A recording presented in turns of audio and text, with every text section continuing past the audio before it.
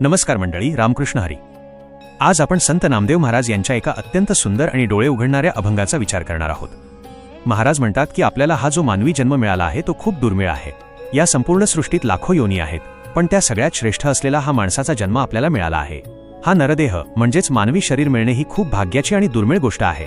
पण हा जन्म फक्त खाण्यापिण्यासाठी किंवा केवळ पैसे कमावण्यासाठी मिळालेला नाही। या जन्माचे सार्थक करायचे असेल तर आपण त्या भगवंताचा म्हणजेच राघोबाचा निस्सीम प्रेमाने ध्यास घेतला पाहिजे।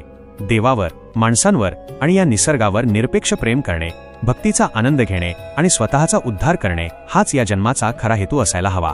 आपला जन्म हा उगाचच झालेला नाही। प्रत्येक माणसाच्या जन्मामागे एक मोठे उद्दिष्ट असते। त्यामुळे आपल्या आयुष्याची किंमत ओळखायला हवी। जगात सगळ्यात मोठी शक्ती कोणती असेल तर ती प्रेमाची आहे। भगवंताची प्राप्ती असो वा माणसांची मने जिंकणे असो, ते केवळ आणि केवळ खऱ्या प्रेमाच्या बळावरच साध्य करता येते। आजची युवा पिढी खूप हुशार आहे, तंत्रज्ञानात पुढे आहे, पण कुठेतरी मानसिक शांतता आणि नात्यांमधील ओलावा हरवत चालला आहे।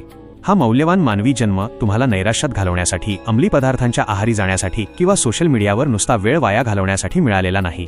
तुम्हाला जी बुद्धी आणि जे शरीर मिळाले आहे त्याचा वापर काहीतरी भव्य दिव्य करण्यासाठी करा। तुमच्यात जी ऊर्जा आहे ती सकारात्मक कामात आणि इतरांना मदत करण्यात वापरा।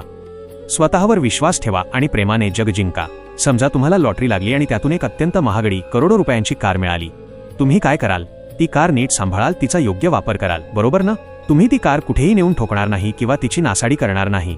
हा मानवी जन्म म्हणजे सुद्धा देवाने आपल्याला दिलेली एक अत्यंत महागडी आणि दुर्मिळ लॉटरीच आहे। मग आपण आपले शरीर वाईट सवयी लावून का खराब करतो? आपण आपले विचार नकारात्मक करून स्वतःचे नुकसान का करतो? जसे आपण त्या कारचा सांभाळ करतो तसेच आपण आपल्या या सुंदर आयुष्याचा सांभाळ केला पाहिजे। हे आयुष्य सत्कारणी लावून सगळ्यांशी प्रेमाने वागून देवाच्या भक्तीचा आनंद घेतला पाहिजे। हाच या अभंगाचा खरा सुवर्ण संदेश आहे। या संपूर्ण अभंगाचा भावार्थ जाणून घेण्यासाठी चॅनलला फॉलो, सबस्क्राइब करा व बेल आयकॉनला दाबून नोटिफिकेशन ऑन करा, जेणेकरून नवीन व्हिडिओ आल्यावर आपणास पूर्व सूचना मिळेल। धन्यवाद। रामकृष्ण हरी।